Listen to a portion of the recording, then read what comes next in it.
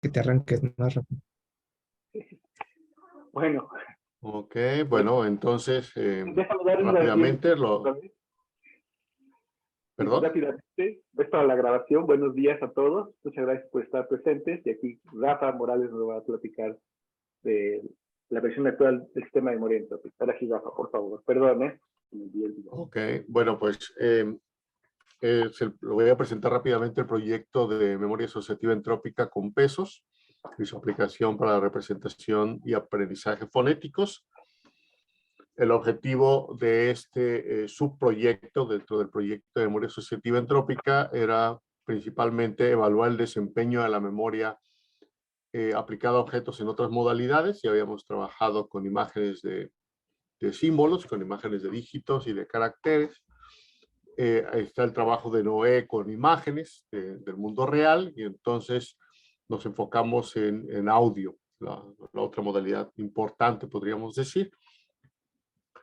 Y el problema al que estábamos tratando de atender era la memorización, el reconocimiento y la recuperación de fonemas, en particular fonemas en el lenguaje español como se habla en México.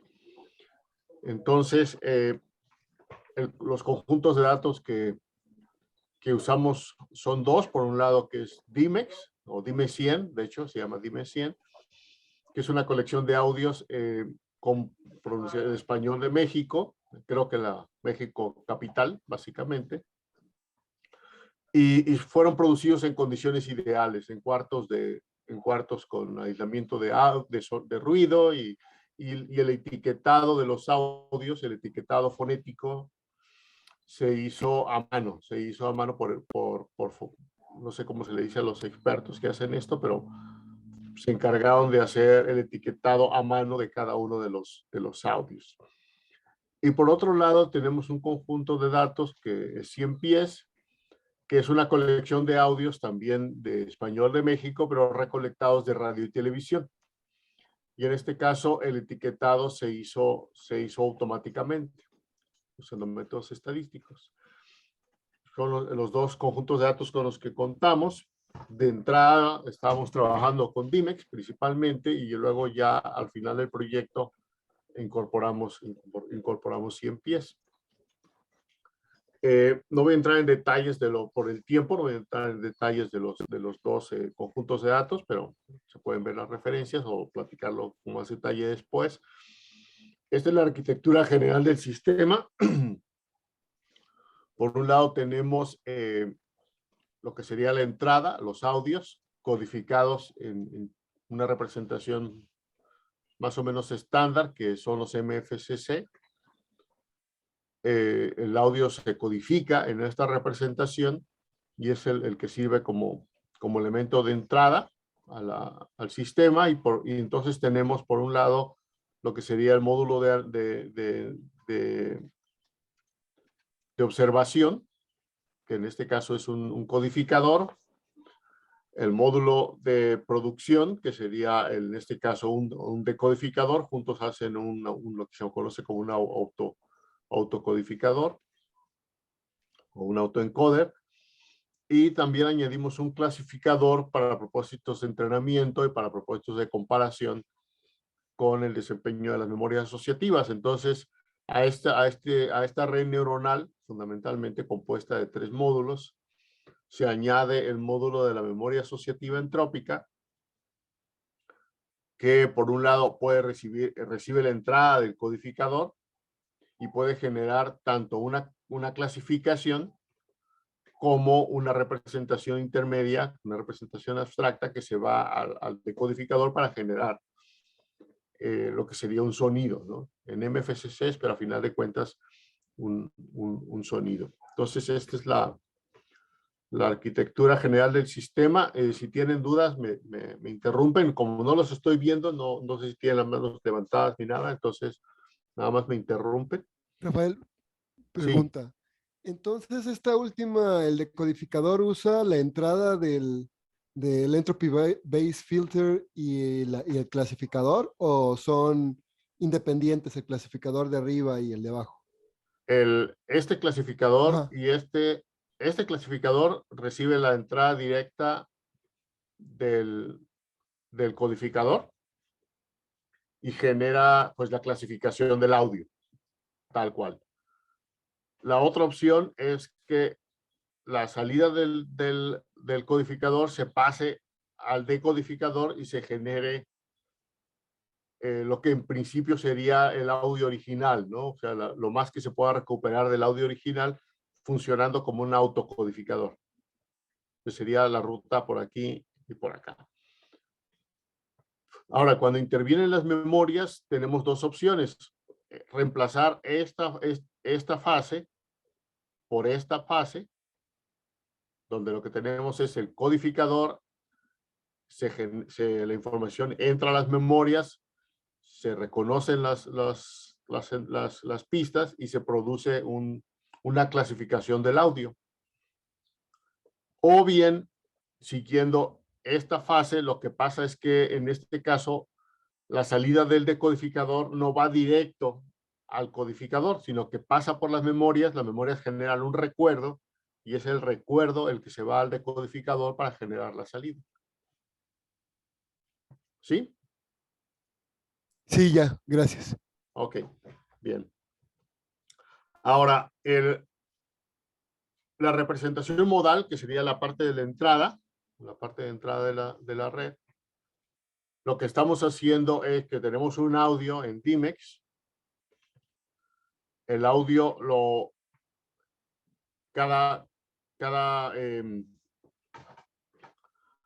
fonema está compuesto por 95 milisegundos. La duración de los fonemas en Dimex varía. A veces los fonemas son un poquito más largos, a veces son más cortos y algunos fonemas en general son más largos que otros. Pero lo que usamos fue, como necesitamos meter esa información a la red, acordamos un tamaño estándar, que en este caso fueron 95 milisegundos, un poquito más arriba de lo que sería la media en los fonemas en Dimex. Y esos 95 milisegundos de audio se convierten en una matriz de 8 por 26 de lo que se conoce como los Mel Frequency Cepstral Coefficients, los MFCCs. Entonces, estos 95 milisegundos de audio, que es un fonema, la captura de un fonema, se convierte en una matriz de 8 por 26, que es la que entra a la red. ¿Ok? En el caso de fonemas... Oye, Rafa, una duda. Sí. Una duda rápida. ¿Qué tal? ¿Cuántos MFCs hay en Dimex? ¿Cuál MFCs hay en qué, perdón? En Dimex, ¿o con cuántos trabajaron? ¿De qué tamaño fue su conjunto de datos? Son 6,000 audios. 6,000 audios, ok. Son 6,000 audios y más o menos son como 270,000 fonemas, Luis. Si mal no recuerdo, son como 270,000 fonemas. Los fonemas que son más grandes, más largos de 95 milisegundos, se tomaron varias muestras. Se barrió el fonema y se generaron varias muestras con pasos de 10 milisegundos. Los fonemas que fueron más pequeños, simplemente se tomó el audio alrededor y también se generaron 2 muestras por lo menos por cada fonema. Y después el otro aspecto que tuvimos que, el otro paso que tuvimos que hacer fue balancear el corpus, porque Dimex está diseñado para que la frecuencia de los fonemas en Dimex represente la frecuencia de los fonemas en el español de México. Entonces, pues en el español de México hay fonemas que se usan mucho más, ¿no? Entonces, hay sonidos como las vocales que aparecen mucho y sonidos como las de las consonantes que aparecen menos y algunas consonantes incluso mucho menos, ¿no? Entonces, el corpus está muy desbalanceado y entonces lo primero que se hizo fue recortar las clases que estaban sobre representadas usando la mediana, perdón, y de esa manera nos quedamos con un corpus inicial más pequeño, pero mejor balanceado, como de 180,000 fonemas. Y se usó, bueno, entiendo que hay varias maneras de de hacer el detalle del análisis de la pronunciación. Y en este caso trabajamos como en el nivel más general, que son 22 fonemas en total, que son estos que se listan aquí a continuación. ¿Ok? Entonces, ese es el corpus original y cómo se convierte a un corpus compuesto por matrices de 8 por 26, que son los MFCCs, correspondientes a los 95 milisegundos, cada una de ellas clasificada de acuerdo con el fonema que codifica. ¿Ok? Ok, gracias. Adelante, ¿algo? No, nada más. Ok. Todo bien, gracias. Bien, entonces el codificador se implementó como 7 capas recurrentes bidireccionales. Se usó GRU en vez de LSTM, simplemente porque revisando la literatura decía que el LSTM era mejor para audios largos, o sea, para tiempos largos, y que GRU funcionaba bastante bien para tiempos cortos. Estábamos trabajando con fonemas cortos, entonces nos fuimos por GRU. Y está armado, digamos, siguiendo el esquema como de las redes convolucionales. O sea, empezamos con una capa direccional recurrente de 1024 por 8 y va bajando a 512 por 8, a 256 por 8, a llegar hasta 32, donde ya se quita el por 8, ya nada más quedamos con 32, que es el tamaño de la memoria. Básicamente estamos trabajando memorias con 32 columnas. Por sí hizo esto porque parece que las memorias funcionan mejor con pocas columnas. O sea, realmente hicimos algunas pruebas, pero con 32 las memorias funcionaban mejor. Con menos de 32 las redes empezaban a dejar de funcionar bien, como que ya hay información, y entonces nos quedamos con 32, con 64 las redes funcionaban mejor, pero las memorias no funcionaban tan bien. Entonces nos quedamos al final fue un ejercicio de ensayo y error hasta quedarnos con una cintura, digamos, de 32 en la red neuronal. Y una capa final de normalización para generar valores normalizados. El decodificador es el proceso inverso, se convierte la capa de 32 en una capa de 32 por 8. Luego hay 6 capas también bidireccionales que van desde 1024 por 8 hasta 32 por 8. Y luego se aplican unas capas densas a cada uno de las 8 capas del 32 por 8 para generar finalmente el 26 por 8, que es el decodificador, que da la salida igual a la entrada. Y el clasificador simplemente son 2 capas densas de 32 la inicial y de 22 la final, ¿no? Para generar la clasificación. Rafael, una pregunta.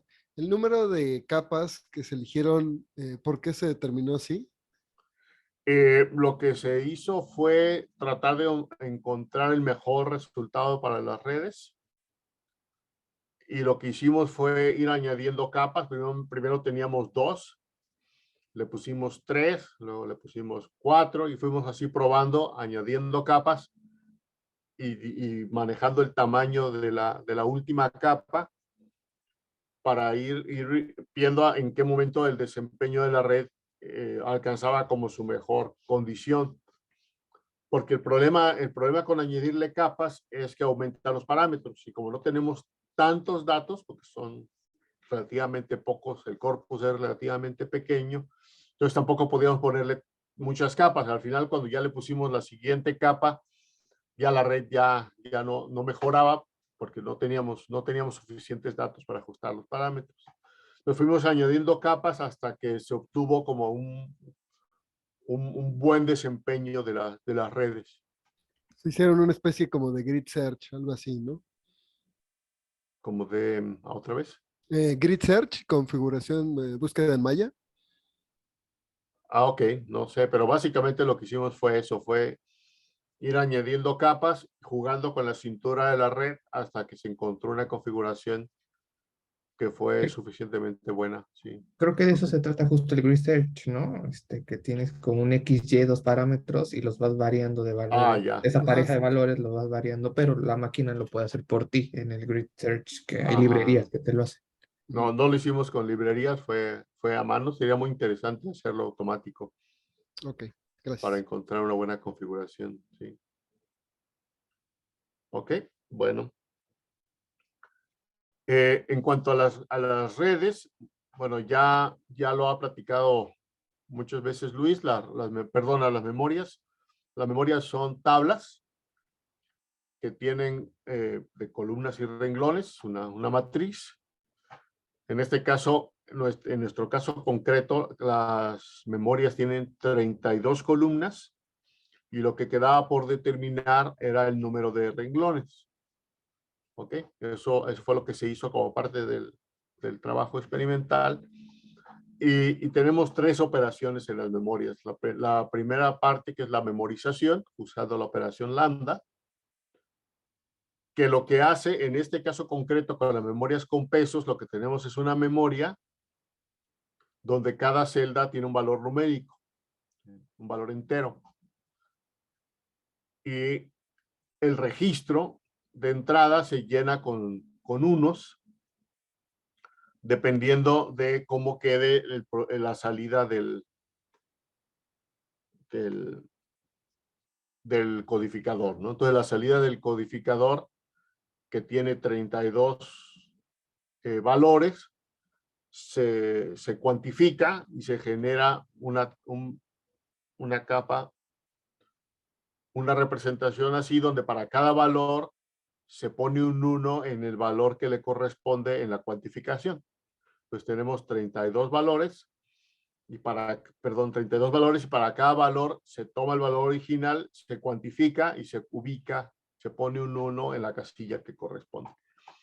Rafa, si me puedes agregar aquí, o sea, es una función que va de los argumentos o features a los valores, y esa es la representación de un objeto almacenarse en memoria. Como si lo pensamos como memoria episódica, es cada objeto que se va a guardar se representa por una función que ingresa al registro auxiliar y después, a través de la operación lambda, entra propiamente al registro de memoria. Entonces aquí pueden pensar que es cómo se codifican los objetos del mundo para efectos, qué es lo que produce la percepción para darse de alta en la memoria. Entonces son funciones. Cada objeto del mundo a guardarse es una función en este espacio. Sí, Así adelante. es. Y el proceso de memorización, pues, es simplemente sumar este 1 a los valores que ya existan en el registro de la memoria. Las casillas en blanco tienen ceros, porque no se ha registrado nada ahí. Y lo que se hace simplemente es una suma 1 a 1, y generas un nuevo registro de memoria donde las casillas correspondientes han sido afectadas, ¿no? 31 pasó a 32, 30 a 31, 25 a 26 y 3 a 4. Ese es el proceso de memorización. Antes lo que hacíamos simplemente era un OR, teníamos verdaderos, falsos, y se hacía un OR, y entonces se encendían celdas si estaban apagadas, si estaban encendidas en el registro de entrada, ¿no? Entonces ahora sí lo que se hace es sumar valores. Entonces aquí lo que queda en la memoria es la representación distribuida de todos los objetos o de todas las funciones que se han registrado a través de la operación blanca. ¿Okay? Y como están distribuidas, interlapadas, pues ahí se pierde, digamos, la identidad de las funciones en el estatus pasivo de la memoria. Adelante, ¿verdad? Así es. O sea, por ejemplo, aquí este valor, el 25 aquí, participa en la representación de 25 recuerdos, 25 objetos. Y por eso el objeto es indeterminado. O sea, de ahí viene la indeterminación y consecuentemente la entropía. Perdón, yo tengo un par de dudas. Por ejemplo, aquí, ¿por qué tienen 7 renglones? Es nada más por demostración. Por cada renglón es un registro, digamos, es un fonema. No. No. Cada registro de memoria, cada tabla va a guardar los recuerdos de un fonema. Hay un fonema para cada fonema, Para cada Ese- fonema de los que están aquí hay un ok. registro completo.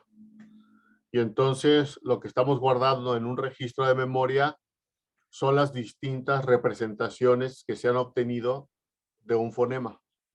Ok. La salida generada por el codificador. ¿Sí? O sea, Entonces, esa es la salida, lo que está del lado izquierdo, el que dice AUXREG. ajá, este es, digamos, esto es lo que es el codificador. Ujú, El codificador toma una entrada de 26 por 8, bueno, de 8 por 26, de hecho, ujú.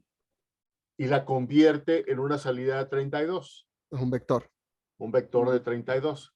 Ese vector de 32 correspondería a las columnas que tendríamos aquí. Tendríamos Ujú, 32 columnas. ok. Y los valores del vector se cuantifican dependiendo del número de renglones. Por ejemplo, si aquí son 7 renglones, se cuantifican en 7 rangos y se pone un 1 en el rango en el que haya caído el valor del vector. Ah, ya, o sea, por ejemplo, los valores que toma, vamos a decir, el A1, lo sacan el mínimo y máximo y luego lo dividen, no sé, en este caso Exacto. 7 bins y entonces, ok. Sí, básicamente es lo que se hace para convertir el valor real en un valor eh, pues entero, digamos, ¿no? Y entonces se pone un 1 en el valor entero que corresponde al valor real. Ok, entonces una duda. Primero tienen que pasar de todas las muestras, digamos, en crudo a la codificación bueno, para el primer bloque de codificación. Y Ujú. una vez que ya los tienen todos, digamos, en vectores de 32, es cuando haces esta estimación del mínimo y el máximo, el número de bins que vas a poner o cómo se hace. Ajá, lo que se hizo en este caso fue entrenar al clasificador, Ujú, es entrenar al codificador con el clasificador juntos, sí, y ya que se entrenó, se quitó el clasificador y se generaron todas las salidas del decodificador, del ok. codificador, perdón, tanto para los datos de entrenamiento como para los datos de prueba, Ujú, ¿ok?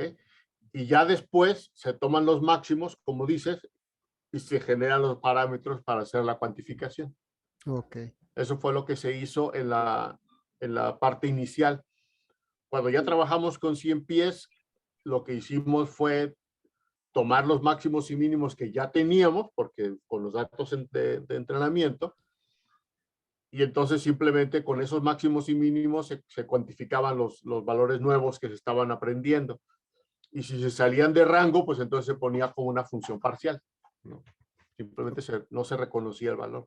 Ok. Hoy, agregando nada más, el número de renglones también se determina empíricamente. Sí, es lo que se hizo después. Sí.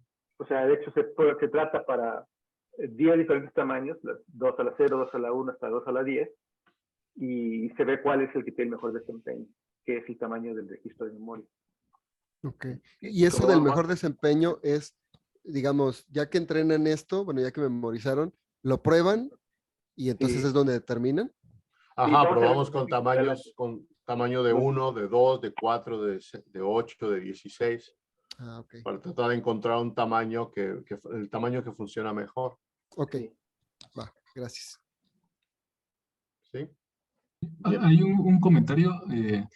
Ahí puedes determinar con el ejemplo que nos muestras el número de fonemas que se han memorizado, ¿no? Que se han registrado, si sumas las columnas, ¿no? De hecho, no tienes. Sí, si sumas las columnas, como tenemos funciones completas, generalmente, al menos en la primera fase, son funciones completas. Ujú. Entonces, como son funciones completas, puedes saber cuántos fonemas hay en la memoria sumando el valor. Todas las columnas suman lo mismo. Sí, Ujú. ok. Ujú. Sí. Y para el reconocimiento,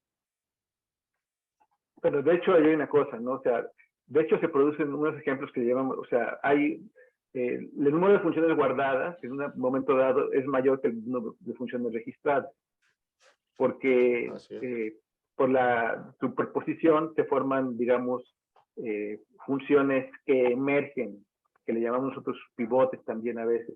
Y esas funciones son como la ganancia que tiene la memoria de objetos que están digamos, representados debido a la representación distribuida. Son producto, digamos, de colateral de la representación distribuida.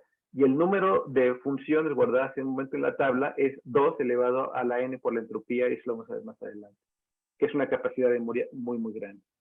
Y entonces, ese número de funciones está el número de funciones totales menos el número de funciones que se registraron actualmente. ¿Okay? Eso vamos a platicarlo más adelante. Es muy importante para el trabajo de la memoria y el reconocimiento. Y la generación. Bueno, lo puedo comentar aquí porque no entro en tanto detalle con la entropía, pero básicamente cada columna, si sumamos los valores y luego se divide cada celda, el valor de cada celda entre el valor total, cada columna es una distribución de probabilidad. Y como cada columna se puede ver como una distribución de probabilidad, se puede hacer el cálculo de la entropía, tal cual la entropía de una distribución de probabilidad, la entropía de Shannon. Y entonces tenemos un valor, una entropía para cada columna. ¿Ok? La entropía, lo que nos dice de alguna manera es el grado de incertidumbre que existe en la columna. Por ejemplo, una columna como esta va a tener una entropía más baja, y en cambio una columna como esta va a tener una entropía más alta porque la información está más regada, digamos, es más incierta la distribución de probabilidad. Y entonces, para calcular la entropía de la memoria, lo que hacemos es sacar el promedio de las entropías por columna. ¿Ok? Y básicamente el valor de la entropía lo que nos dice es el grado de incertidumbre por cada columna, pero nos da también el número de opciones que tenemos en cada columna y la capacidad de la memoria, o sea, la cantidad de información que está guardada en la memoria, pues es 2 elevado al tamaño de la entropía promedio. Digamos, eso nos da un estimado de la cantidad de funciones que están guardados en la memoria. Una duda, perdón, ¿y esta entropía está normalizada o es entropía así sin límites? Es que tú puedes normalizar la entropía, el valor de la entropía entre 0 y 1, si la divides, digamos, entre la entropía de una distribución uniforme, con el mismo número de, digamos, de estados, ¿no? Que en este caso. Y de esa manera, no. pues, no. En este caso, no la normalizamos. Y digamos, se hubiera podido normalizar por el tamaño de renglones, por ejemplo. El tamaño de renglones te da una entropía máxima, entonces se pudo haber normalizado, pero no, lo estamos manejando sin normalizar. Gracias. Porque, al menos como estamos manejando memorias todas de un mismo tamaño, la normalización no hace falta. Haría falta, por ejemplo, cuando tuviéramos registros de diferente tamaño para guardar diferentes cosas. Y entonces sí necesitaríamos tener una entropía normalizada. Sí. Aunque de hecho, si tomamos en cuenta la masa de probabilidad asociada a cada una de las celdas en el momento del reconocimiento y del recuerdo, eso ahorita lo va a mencionar Rafa. ¿Okay? Pero eso para ver la masa de probabilidad de las celdas depende de la intensidad de la pista con la que se hace un acceso para recibir un recuerdo. Y eso lo vamos a hacer un poquito cuando veamos la operación, ¿no? Siguiente. Sí, nada más aquí las entropías se calculan y no se normalizan porque todas las memorias son del mismo tamaño, entonces no hace falta normalizar. Gracias. Para el reconocimiento, lo que hacemos es 2 cosas. Por un lado, es la función de implicación, pero básicamente algo que tiene que pasar en principio es que si yo tengo la pista, lo que quiero reconocer, lo paso por el codificador, me genera una salida como esta, o ya con la cuantificación. Para yo reconocer esta entrada por esta memoria, lo primero que tiene que pasar en principio es que no haya un 0 en la memoria donde aquí hay un 1. ¿Ok? O sea, que la entrada no le pegue a los registros vacíos, por decir así. ¿Ok? Entonces, en este caso, por ejemplo, se reconocería este registro de entrada porque a donde está los unos coinciden con las casillas que tienen valores en la memoria. Por ejemplo, si este 1 en vez de estar aquí en B3 estuviera en B2, en principio, en el renglón 2, entonces en principio no se reconocería porque aquí está un espacio vacío, no coincide con lo que está en la memoria. Para esto se introdujo, ya se había introducido antes lo que llamábamos la tolerancia, pero introdujimos un nuevo parámetro que es este psi, no me acuerdo bien cómo se pronuncia, psi, que lo que me dice es cuántas casillas que no coincidan con el contenido de la memoria puedo tolerar, ¿no? El valor por default es 0, entonces si el 1 no coincide con un valor en la memoria que no sea 0, entonces se rechaza automáticamente. Pero con una tolerancia de 1 podríamos tolerar que una de las casillas que tiene un 1 aquí no coincida con una celda con valor en la memoria. ¿Ok? Este es el valor, este parámetro que se introdujo ya formalmente, que es el parámetro psi. Sí, de hecho, la operación básica es la implicación material, básicamente. Esto, en la versión binaria, pues es directamente la implicación material. Y en esta versión es la implicación material, pero ponderada, vamos a verlo ahorita, y sí es un coeficiente de relajación simplemente. Ok, ahora el segundo factor que se añadió es que una entrada, por reconocer, tiene un peso, tiene un peso que depende de los valores que estén en la memoria donde hay un 1 aquí. Entonces, en este caso, por ejemplo, esta entrada tiene un peso que es el promedio de 26 más 15 más 31 más 12 entre 4, que nos da 21. ¿Ok? Entonces, esta pista, si pasa el criterio de tolerancia, tiene un peso de 21. ¿Ok?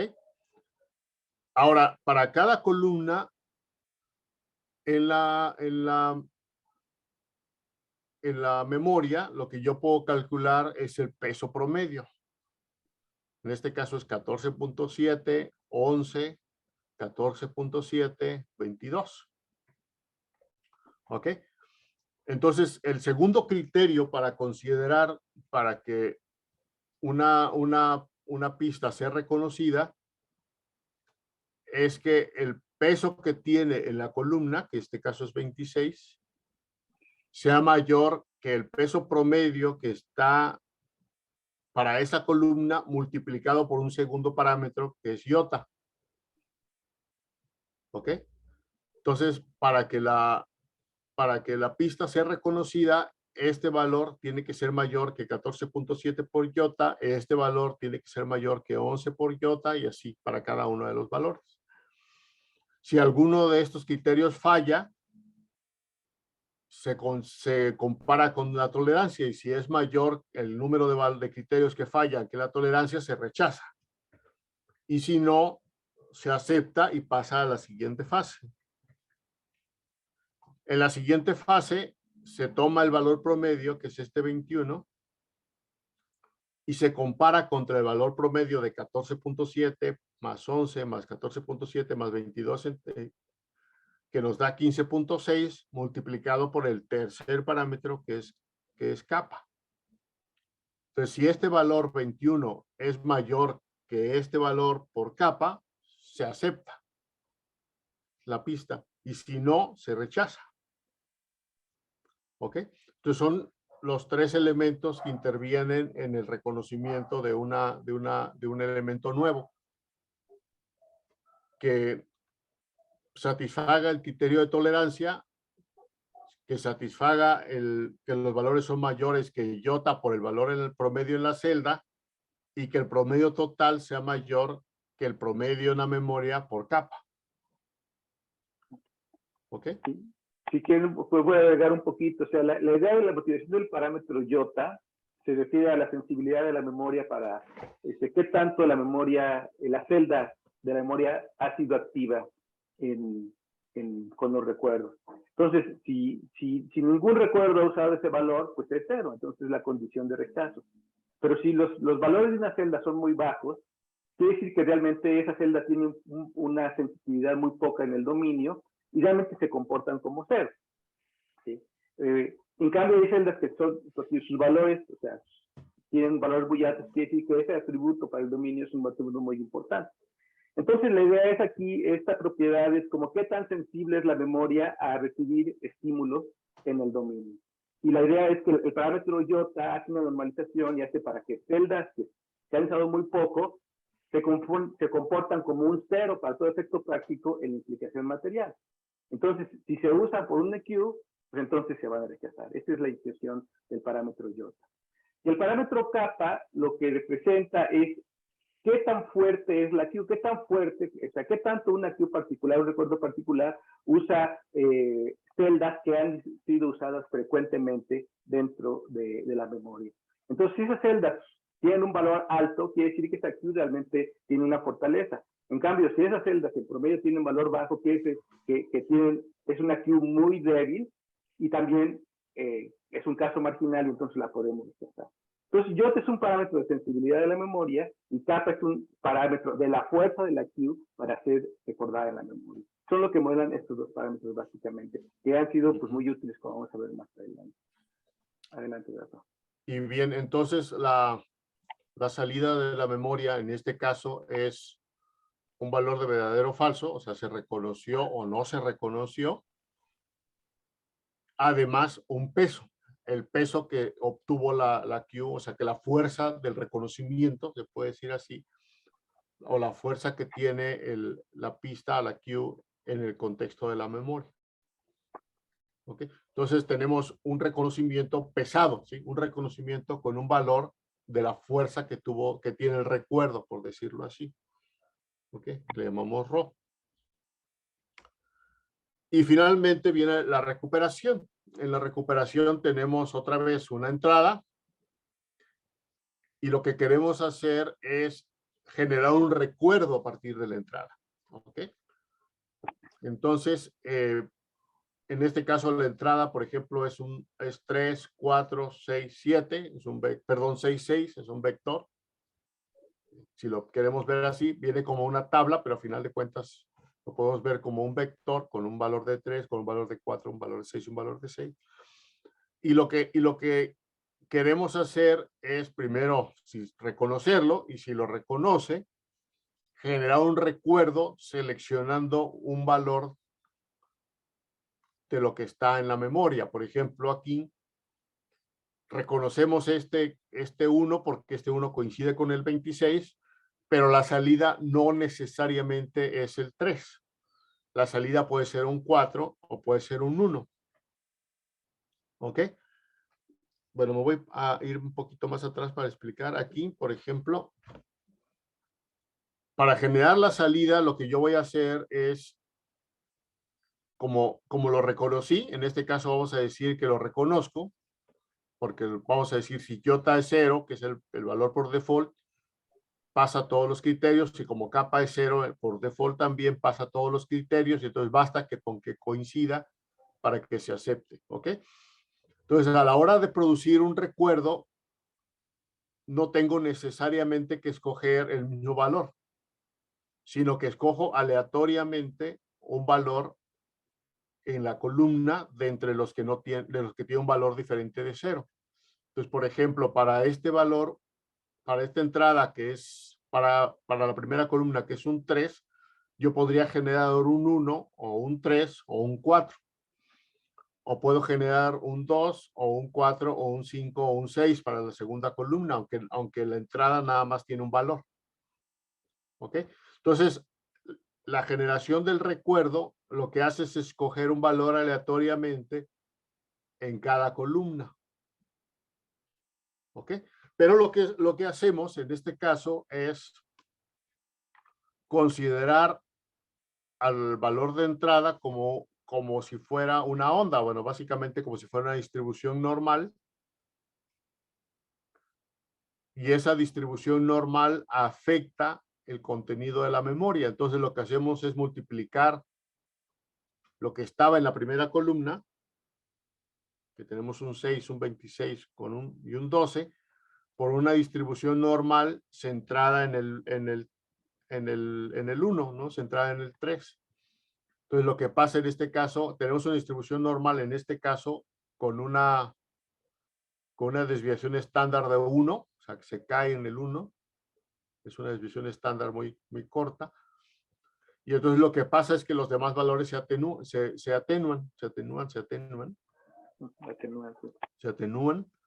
Y entonces pasa lo mismo en todas las columnas.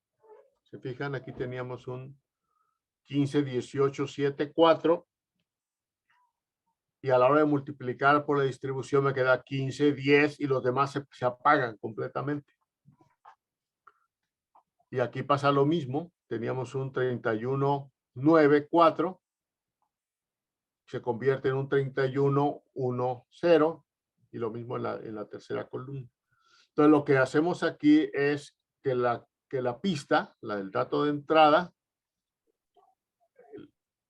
hace que los valores que se quieren recuperar sean los valores que están alrededor de la pista, multiplicando la distribución normal que genera la pista por la columna.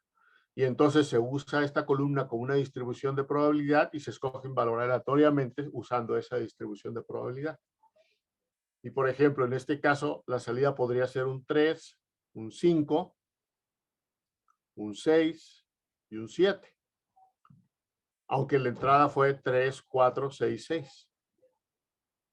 ¿Ok? Con un peso de 21.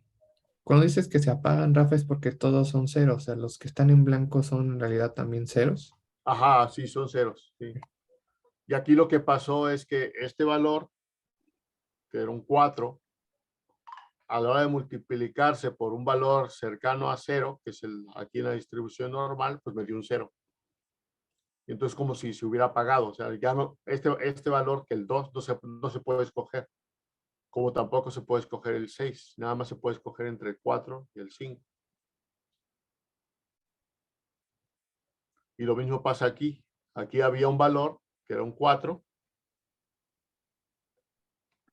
pero se le quitó fuerza, entonces ya nada más se apagó, básicamente porque su valor ya al multiplicarlo por la distribución normal no fue suficiente, entonces se apagó. Entonces nada más se puede escoger entre el 6 y el 4. ¿Sí? Entonces el efecto en este caso el parámetro se llama sigma y es la desviación estándar en proporción al tamaño, al número de renglones, ¿no? Al tamaño de la memoria, básicamente, al tamaño de la memoria. Entonces, una sigma muy grande hace que esta normal sea prácticamente plana y se escoge al azar el contenido de la memoria. Pero para un sigma muy chico, esta memoria, esta distribución normal se acentúa y entonces los valores de salida tienden a ser muy parecidos a los valores de entrada, porque los demás valores se atenúan significativamente. Sí, no sé si puede agregar un poquito, saberlo un poquito más abstracto, es que aunque las tablas tienen valores discretos que dependen de la operación de registro, realmente para la operación de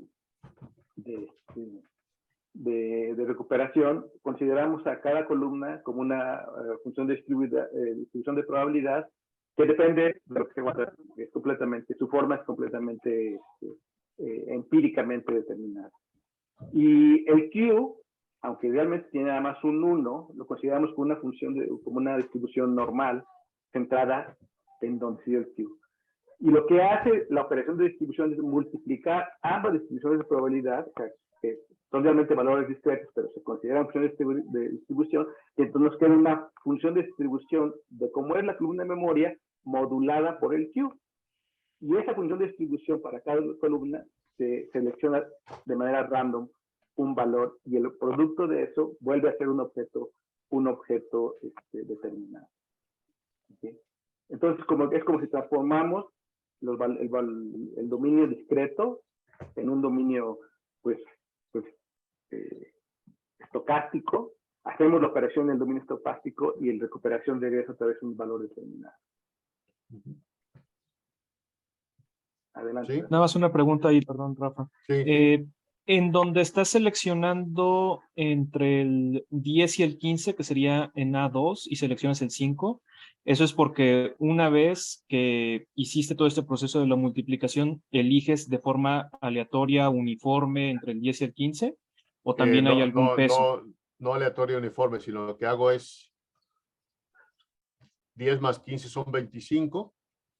Divido el 10 entre el 25, el 15 entre el 25 me da 2 probabilidades, una distribución binomial con 2 valores. Ah, ok. He hecho un volado, pero con ese peso, un volado pesado por esas probabilidades. Ujú.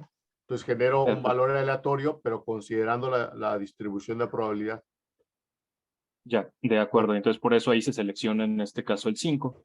Por azar. Ajá, por Lo más azar. probable es que se seleccione el 15, pero puede pasar que se seleccione el 5. Perdón, el 4, pero puede pasar que se Ujú. seleccione el 5.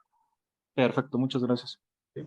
Y lo mismo se hace con todos los demás. Es una distribución de probabilidad y se lanza el dado, pero pesado por la distribución de probabilidad, y eso me da los valores de salida. Y bueno, algo que puede pasar es que varias memorias respondan, o sea, que varias memorias asociadas a distintos fonemas respondan diciendo reconozco ese audio, como el fonema A o como el fonema B o como el fonema, ¿no? Alguno de los fonemas que tenemos. Entonces, para seleccionar, cuando sucede esto, para seleccionar con cuál memoria nos quedamos, cuál recuerdo es el correcto, lo que hacemos es tomar en cuenta, por un lado, la entropía. Como ya comentaba antes, cada memoria tiene asociada una entropía, con el promedio de las entropías por columna, considerando cada columna como una distribución de probabilidad. Y antes lo que hacíamos es que cuando varias memorias respondían, se escogía la que tenía la menor entropía. O sea, la que estaba mejor definida, digamos, ¿no? O sea, de alguna manera la que nos daba más información. Entonces, en este caso, actualmente lo que hacemos es tomar este valor, que es la fuerza del recuerdo, y dividimos la entropía entre este valor y escogemos el valor la memoria con el valor más pequeño de entre P.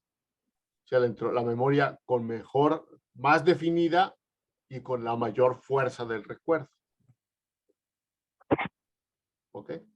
Ese es el cambio que se hizo en el proceso de selección. Oye, Rafa, tenemos ya 3 minutos. Yo creo que si quieres redondear ahorita y seguiríamos de la semana que entra para ajustarnos a la hora prometida. Sí, aquí nada más ya lo que seguiría, por ejemplo, es resultados, que lo podemos ver en la siguiente sesión. Okay. Bueno, entonces, pues muchas gracias. Entonces, son los mecanismos básicos de la memoria. Y es